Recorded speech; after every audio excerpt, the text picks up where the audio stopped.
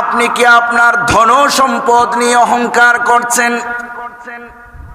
আপনার দুইটা চোখ বন্ধ হয়ে যাওয়ার পরে, আপনার নিঃশ্বাসটা বন্ধ হয়ে যাওয়ার পরে, আপনি যে সারা জীবন সম্পদ কামাই করছেন, অর্জন করছেন, ওই সম্পদগুলো আপনার সঙ্গে যাবে না।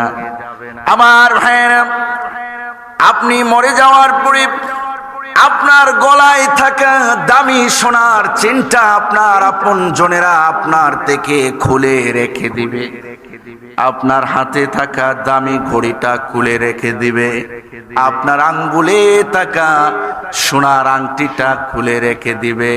আপনার নিথর নিস্তব্ধ দেহটাকে তিনটা মাত্র কাফনের সাদা কাপড় দিয়া পেঁচাইয়া নির্মম ভাবে নির্দয়ের মতো 3.5 হাত মাটির ঘড়ে মাটি দিয়ে আপনাকে চাপা দিয়ে রেখে আসবে। তুসাইর খাদ্দাকা লিন্নাসি ওয়ালা তামশি ফিল আরদি মারহা। লুকমান আলাইহিস সালাম তার সন্তানকে উপদেশ করে, হে আমার প্রিয় সন্তান, তুমি অহংকারের বশে মানুষের সামনে গাল ফুলিয়ে বসবা না। ওয়ালা তামশি ফিল আরদি মারহা। আমার প্রিয় সন্তান, তুমি অহংকারের বশে জমিনের উপরে দর্প বড়ে তপাস তপাস করে চলাফেরা করবা না। ইন্নাল্লাহা লা ইউহিব্বু কুল্লা মুখতালিন ফখুর।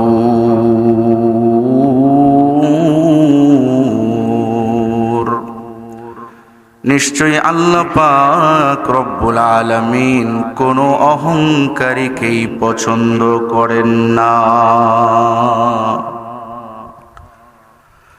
হাদিস শরীফে এসেছে, নবীজি সাল্লাল্লাহু আলাইহি ওয়াসাল্লাম বলেন, অহংকার একমাত্র আল্লাহ পাক রব্বুল আলামিনের চাদর।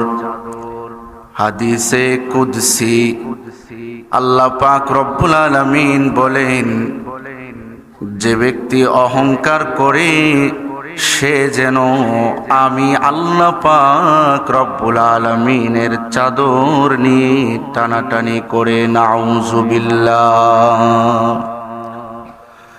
অন্য এক হাদিসে নবীজি সাল্লাল্লাহু আলাইহি ওয়াসাল্লাম বলেন, যার অন্তরে তিল পরিমাণ অহংকার থাকবে, ওই ব্যক্তির জন্য আল্লাহ পাক রব্বুল আলামিনের জান্নাতের দরওয়াজা বন্ধ করে দেওয়া হবে। নাউযুবিল্লাহ। আমার ভাইরা, হাদিস শরীফে এসেছে, নবীজি সাল্লাল্লাহু আলাইহি ওয়াসাল্লাম বলেন, যে ব্যক্তি অহংকার করবে আল্লাহ পাক রব্বুল আলামিন তাকে নির্ঘাত লাঞ্ছিত করবেন। আর এই লাঞ্ছনাটা দুনিয়াতেও হতে পারে, আখিরাতেও হতে পারে, এমনকি উভয় জাহানেই তাকে লাঞ্ছিত করা হবে।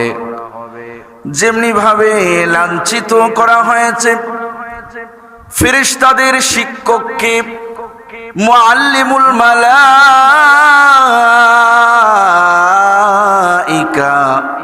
তথা ফেরেশতাদের উস্তাদকে অহংকার করার কারণে, ফেরেশতাদের উস্তাদ হওয়ার কারণে, ফেরেশতাদের উস্তাদ হওয়ার পরেও অহংকার করার কারণে আল্লাহ পাক রব্বুল আলামিন ওই ফেরেশতাদের উস্তাদকে ইবলিস শয়তানে রূপান্তরিত করেছেন।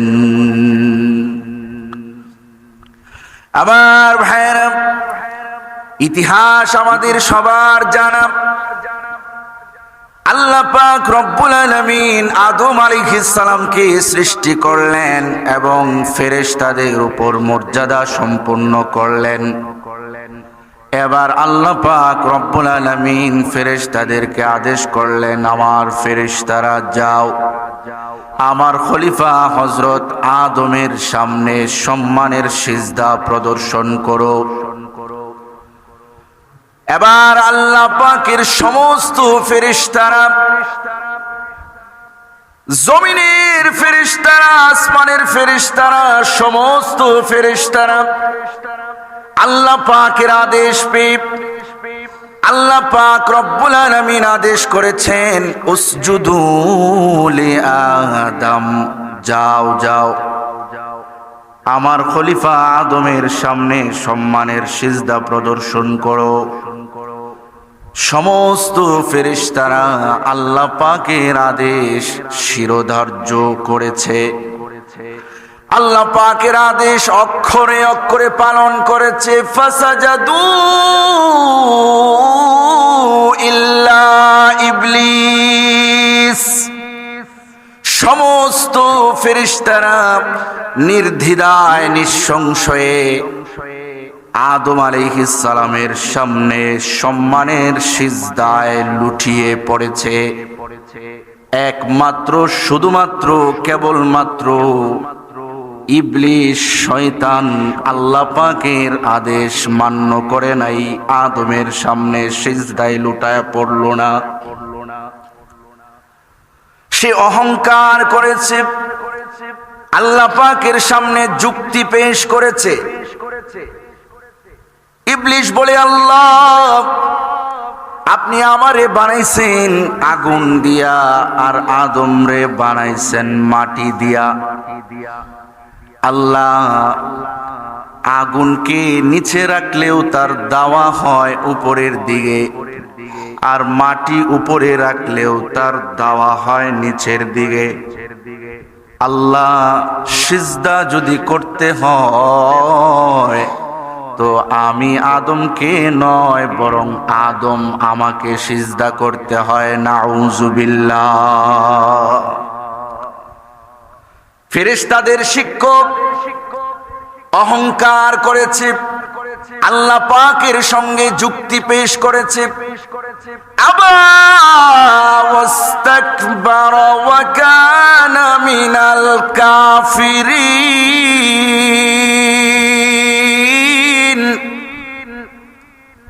ইবলিস যুক্তি পেশ করেছে আর অহংকারের বশে আল্লাহ পাকের হুকুমকে অস্বীকার করেছে।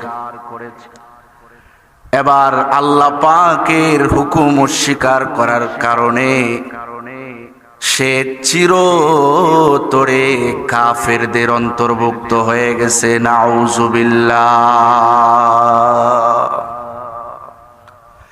আমার ভাইরা, অহংকার মানুষকে নির্ঘাত লাঞ্ছিত করবে, কোনো সন্দেহ নাই। উদাহরণ দিতে গেলে কয়টা উদাহরণ আমি আপনাদেরকে দেব। ফেরাউন ক্ষমতার অহংকারে নিজেই নিজেকে খোদা দাবি করেছিল, ইতিহাস আপনাদের জানা। ফেরাউন ক্ষমতার অহংকারে অন্ধ হয়ে নিজেই নিজেকে খোদা দাবি করেছিল। আল্লাহ পাক রব্বুল আলামিন ওই অহংকারী নাফরমান ফেরাউনকে নীল নদীর পানিতে চুবিয়ে চুবিয়ে মারছে।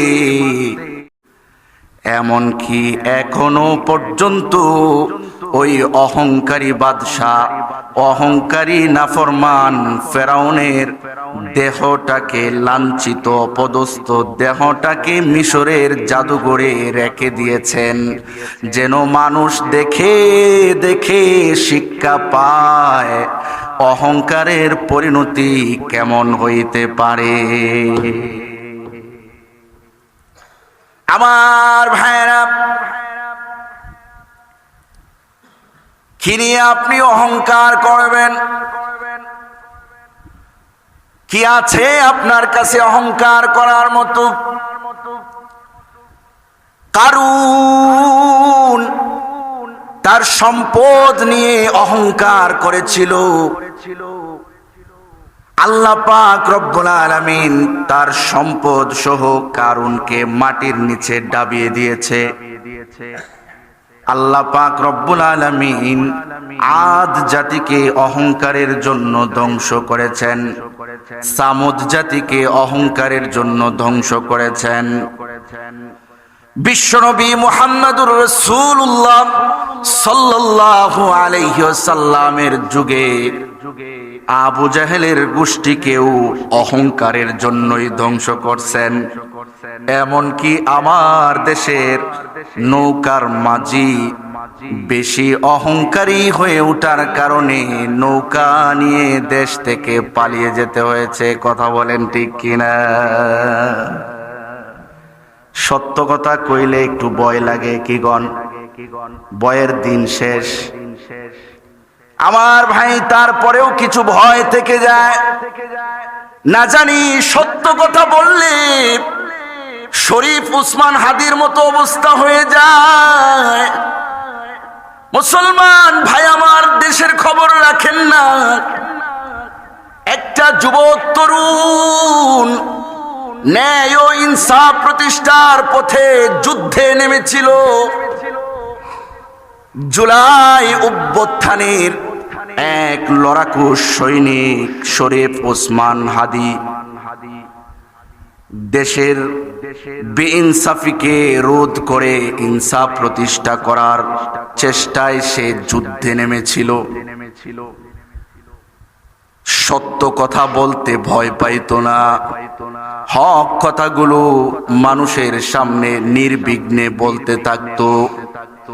কিছুদিন আগে দুর্বৃত্ত শয়তান ফেসিড সরকারের দূষরেরা ওই শরীফ উসমান হাদিকে তার মাথা বরাবর গুলি করেছে।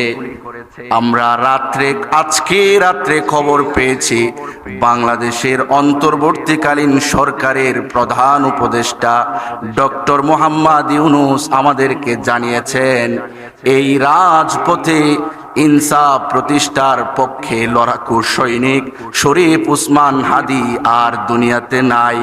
সিঙ্গাপুর চিকিৎসাধীন অবস্থায় তার মৃত্যু হয়েছে। ইন্না লিল্লাহি ওয়া ইন্না ইলাইহি রাজিউন। এই জন্য আমি বলি ভাই, সত্য কথা বললে আমারও এমন অবস্থা হইতে পারে, আপনারও হইতে পারে। এই জন্য এমন নয়, সত্য কথা বলা ছাড়া যাবে না, এটা আল্লাহর আদেশ। ওয়ালতাকুম মিনকুম উম্মাতুন ইয়াদউনা ইলাল খায়র ওয়া ইয়া'মুরুনা বিল মা'রুফ ওয়া ইয়ানহাউনা আনিল মুনকার।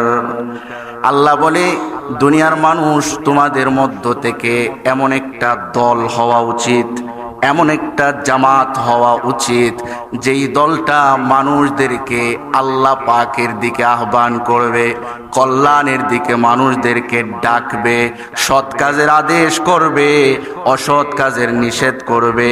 উলাইকা হুমুল মুফলিহুন।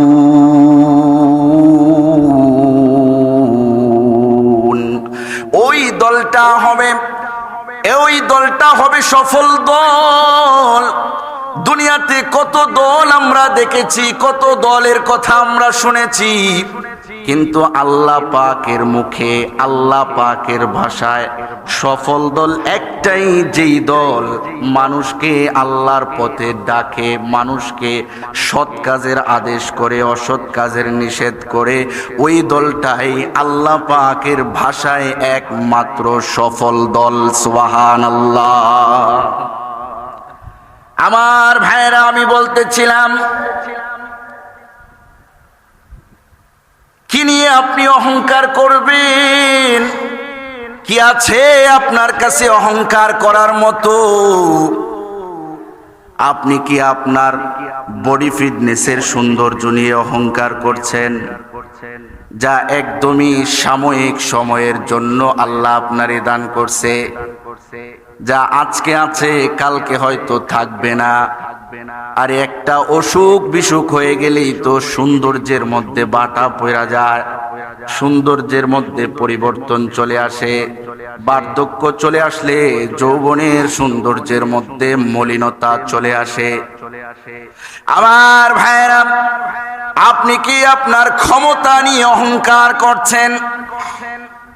আরে যেটা প্রতিনিয়তই পরিবর্তন হচ্ছে, জানিয়ে অহংকার করা যায় না। যে কোনো সময় আপনার হাতছাড়া হয়ে যেতে পারে। সাবধান সাবধান, ক্ষমতার মোহে আপনি অহংকারী হয়ে উঠবেন না।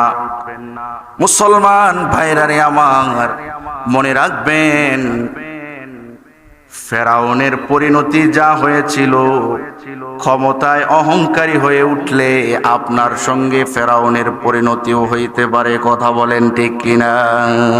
নাকি এটা শুধু ফেরাউনের সাথেই হয়েছে আর নমরুদের সাথেই হয়েছে, কারণের সাথেই হয়েছে, আপনার সাথে হবে না এমন কোন আয়াত নাজিল হয়েছে?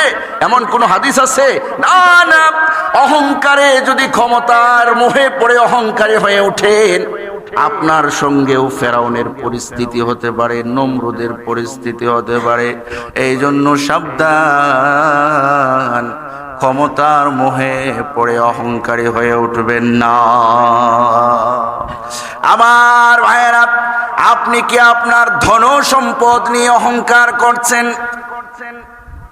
আপনার দুইটা চোখ বন্ধ হয়ে যাওয়ার পরে, আপনার নিঃশ্বাসটা বন্ধ হয়ে যাওয়ার পরে, আপনি যে সারা জীবন সম্পদ কামাই করছেন, অর্জন করছেন, ওই সম্পদগুলো আপনার সঙ্গে যাবে না। আমার ভাইয়েরা, আপনি মরে যাওয়ার পরে আপনার গলায় থাকা দামি সোনার চেনটা আপনার আপনজনেরা আপনার থেকে খুলে রেখে দিবে। আপনার হাতে থাকা দামি ঘড়িটা খুলে রেখে দিবে। আপনার আঙ্গুলে থাকা সোনার আংটিটা খুলে রেখে দিবে। আপনার নিথর নিস্তব্ধ দেহটাকে তিনটা মাত্র কাফনের সাদা কাপড় দিয়া পেঁচাইয়া নির্মম ভাবে নির্দয়ের মতো 3.5 হাত মাটির ঘড়ে মাটি দিয়ে আপনাকে চাপা দিয়ে রেখে আসবে। আপনার কাফনের ভিতরে সারা জীবন যে কামাই করছেন, ডান হাতেও করছেন, বাম হাতেও করছেন, হালালও কামাই করছেন, হারামও কামাই করছেন, মানুষকে টকাইয়া টাকাইয়া কামাই করছেন, এত সম্পদের পাহাড় আপনি বানাইছেন, এত সম্পদের পাহাড় আপনি বানাইছেন, মরে যাওয়ার পরে কাফনের কাপড়ের ভিতরে সম্পদের একটা টুকরাও দেওয়া হবে না। কথা বলেন ঠিক কিনা? এই জন্য ভাইরা আমার, আপনি মরে যাওয়ার পরে আপনার সারা জিন্দেগীর অর্জিত সম্পদের মালিক অন্য কেউ হয়ে যাবে। কি নিয়ে আপনি অহংকার করেন? কি আছে আপনার কাছে অহংকার করার মতো? মুসলমান ভাইরা রে আমার, আল্লাহ পাক রব্বুল আলামিন বলেন, মিনহা খালাকনাকুম ওয়া ফিহা নুঈদুকুম ওয়া মিনহা নুখরিজুকুম তারাতান উখরা। আল্লাহ বলেন, বান্দারে, আমি তোমাদেরকে ওই মাটি থেকে সৃষ্টি করেছি, আবার একটা সময় তোমাদের মরণের পরে তোমরা ওই মাটির সঙ্গেই মিশে একাকার হয়ে যাবে। আবার একটা সময় তোমাদেরকে ওই মাটি থেকেই তোমাদেরকে উত্থান করা হবে। কি নিয়ে অহংকার করেন? মাটি থেকেই সৃষ্টি, মাটির সঙ্গেই মিশে যেতে হবে, আবার মাটি থেকেই উত্থান করা হবে, উঠানো হবে। কি নিয়ে অহংকার করব? কাইফা তাকফুরুনা বিল্লাহি ওয়া কুনতুম আমওয়াতান ফাআহইয়াকুম সুম্মা ইউমীতুকুম সুম্মা ইউহয়ীকুম সুম্মা ইলাইহি তুরজাউন।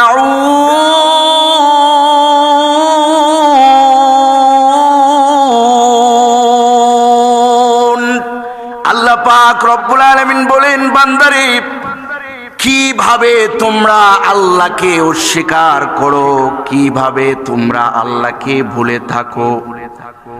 এ দুনিয়ার মানুষ, তোমরা তো ছিলে মৃত, তোমাদের প্রাণ ছিল না, তোমাদের কোনো অস্তিত্ব ছিল না। তুমি তোমার বাবার ঔরসে আসার আগে তোমাকে কেউ চিনত না, মায়ের গর্ভে আসার আগে তোমাকে কেউ চিনত না। তোমার জন্মের পরে তোমারে আমি একটা অস্তিত্ব দিয়েছি। আল্লাহ বলে, বান্দা তোমার কোনো অস্তিত্ব ছিল না, তুমি ছিলে মৃত প্রাণহীন, তোমার নাম নিশানা ছিল না, তোমার বংশ পরিচয় ছিল না, তোমার পদ পদবি ছিল না, ধন সম্পদ ছিল না, ইজ্জত সম্মান ছিল না। ফাআহিয়াকুম, আমি আল্লাহ তোমাদেরকে জীবিত করেছি, তোমাদেরকে অস্তিত্ব দিয়েছি, পদ পদবি দিয়েছি, ধন সম্পদ দিয়েছি, বংশ মর্যাদা দিয়েছি, সন্তানাদি দিয়েছি। সুম্মা ইউমিতুকুম, আবার ওই আল্লাহ পাক রব্বুল আলামিন তোমাদেরকে একটা সময় মৃত্যু দান করবে। সুম্মা ইউহয়িকুম, আর তিনি একটা সময় তোমাদেরকে আবার পুনরায় জীবিত করবেন। সুম্মা ইলাইহি তুরজাউন, অবশেষে পরিশেষে ওই আল্লাহ পাকের কাছেই ফিরে আসতে হবে। কথা বলেন ঠিক কিনা? কিসের এত অহংকার আমার ভাই? আপনি যত বড়ই বীর বাহাদুর হন না কেন, আপনি যত বড়ই ধনাঢ্যবান হন না কেন, আপনি যত বড়ই বংশমর্যাদা ব্যক্তিত্ব হন না কেন, মরে যাওয়ার পরে আপনার বংশ সম্পর্কে জিজ্ঞাসা করা হবে না, আপনার সম্পদের হিসাব নেওয়া হবে না, আপনার ইজ্জত সম্মান সম্পর্কে জিজ্ঞাসা করা হবে না। আপনাকে জিজ্ঞাসা করা হবে আপনার ঈমান কেমন ছিল, আমল কি নিয়ে আসছেন। এই জন্য ভাইরা আমার, কিসের অহংকার? পরিশেষে আল্লাহর কাছেই ফিরে যেতে হবে। আমি তো মাঝে মাঝে উদাহরণ দিয়ে বলি, এই যে ছেলে পেলেরা ঘুড়ি উড়ায়, ঘুড়ি বাতাস আসলে একটা মৌসুমে দেখবেন ছেলে পেলেরা আকাশে ঘুড়ি উড়ায়। দুপুর বেলা বিকাল বেলা তারা ঘুড়ি উড়াইতে বের হয়, ঘুড়িটার সুতা ছাড়তে থাকে আর ঘুড়িটা উপরের দিকে উঠতে থাকে, আকাশে পথ পথ পরে ঘুড়িটা উঠতে থাকে। আবার সন্ধ্যা যখন ঘনিয়ে আসে, ওই ঘুড়ির মালিক ওই ঘুড়িটার নাটাই ধরে টেনে টেনে ঘুড়িটাকে আবার নিজের কবজায় নিয়ে আসে।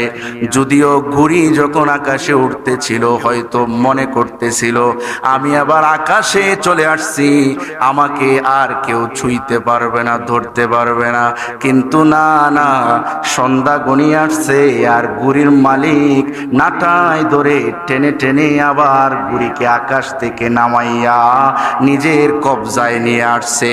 ঠিক তেমনি ভাবে সুম্মা ইলাইহি তুরজাউন, আপনি যতই আকাশে উড়েন না কেন, আপনি যতই বীর বাহাদুর হন না কেন, যতই স্বাধীন চেতা মানুষ হন না কেন, মনে রাখবেন সময় যখন হয়ে যাবে আসমানের মালিক জমিনের মালিক আল্লাহ পাক রব্বুল আলামিন নাটাই ধরে টান দিবে আর আপনাকে আল্লাহর কবজায় চলে যেতে হবে। কথা বলেন ঠিক কিনা? এই জন্য ভাইরা আমার, অহংকার আর অহংকার চিরস্থায়ী নয়। আরে ফেরাউন 400 বছর পর্যন্ত ক্ষমতা চালাইছে। কয়শো বছর পর্যন্ত? 400 বছর পর্যন্ত ফেরাউনের ক্ষমতা ছিল। 400 বছর এত দাম্পিকতার সাথে, এত দাপটের সাথে ক্ষমতা চালাইছে। সে মনে করছে তার মরণ হবে না, সে মনে করছে দুনিয়ার সুপার পাওয়ার সে পেয়ে গেছে। এক পর্যায়ে সে নিজে খোদাই দাবি করছে। কিন্তু ফেরাউন রেও মরতে হয়েছে কিনা? কি বলেন, মরতে হয়েছে না? আল্লাহ পাক রব্বুল আলামিন পবিত্র কোরআনুল কারীমের ভিতরে বারবার মরণের কথা স্মরণ করিয়ে দিয়েছে। আল্লাহ বলেন, কুল ইন্নাল মাউতাল্লাযী তাফিরুনা মিনহু ফাইন্নাহু মুলাক লাকিকুম।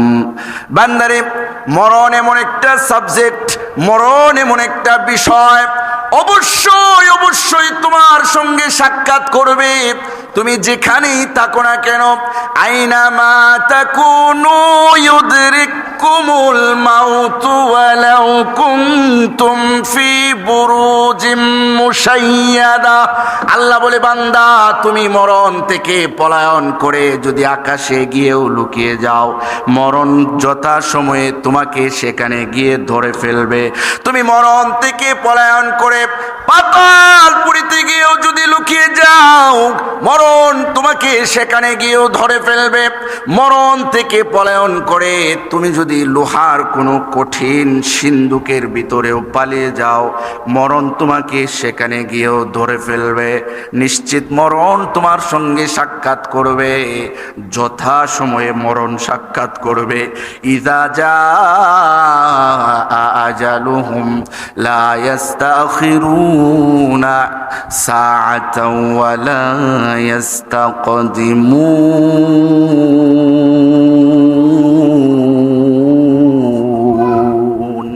আল্লাহ পাক রব্বুল আলামিন বলেন, বান্দা যখন তোমার মরণের সময় হবে, এক মুহূর্ত আগেও তোমার মরণ হবে না, এক মুহূর্ত পরেও তোমার মরণ হবে না, যথা সময়ে তোমার মরণ হবে। যদিও তোমার জীবনের অনেক কাজ বাকি পড়ে থাকবে, মনে মনে ভেবে রাখছো কালকে সকালবেলা ঢাকা চলে যাবে, কালকে সকালবেলা কৃষিকাজের বাকি অংশটা করে শেষ করে ফেলবে, কালকে সকাল সকাল দোকানটা খুলবে, কালকে সকাল সকাল এই কাজ করব সেই কাজ করব। কিন্তু রাতের বেলা ঘুমাইছো, এমন ঘুম হয়েছে যেই ঘুম চিরদিনের ঘুম হয়ে গেছে। সকালে আর দোকান খোলা হইল না, সকালে আর কৃষিকাজের বাকি অংশটা শেষ করা হলো না, সকালে তাড়াতাড়ি গাড়ি নিয়ে বের হওয়া হলো না, সকালে তাড়াতাড়ি ঢাকার উদ্দেশ্যে রওনা করা হলো না। এই জন্য ভাই আমার, মরণ কাউরে চিঠি দিয়ে আসে না, মরণ কারো কাছে ফোন করে আসবে না, খবর দিয়ে আসবে না।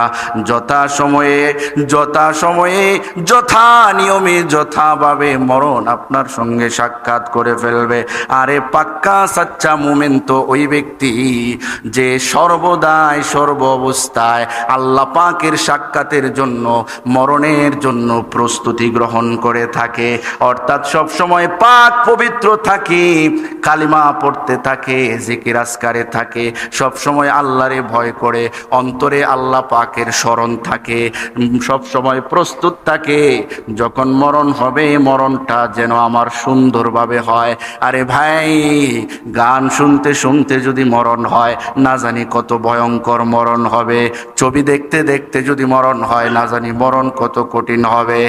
আর যদি কালিমা পড়তে পড়তে, জিকির করতে করতে, নামাজ পড়তে পড়তে ওযু অবস্থায় মরণ হয়, এমন মরণ কত সৌভাগ্যবান ব্যক্তির সৌভাগ্যবান মরণ হবে। কথা বলেন ঠিক কিনা? আল্লাহ পাক রব্বুল আলামিন আমাদেরকে অহংকার মুক্ত জীবন যাপন করার তৌফিক দান করুক। পাশাপাশি সব সময় যেন আমরা সবাই মরণের প্রস্তুতি গ্রহণ করে থাকতে পারি। যখনই আল্লাহর ডাক আসে যেন সহি সালামতে ঈমান ও আমল নিয়ে আল্লাহর ডাকে সাড়া দিতে পারি। আল্লাহ কবুল করুক। সবাই বলি আমিন।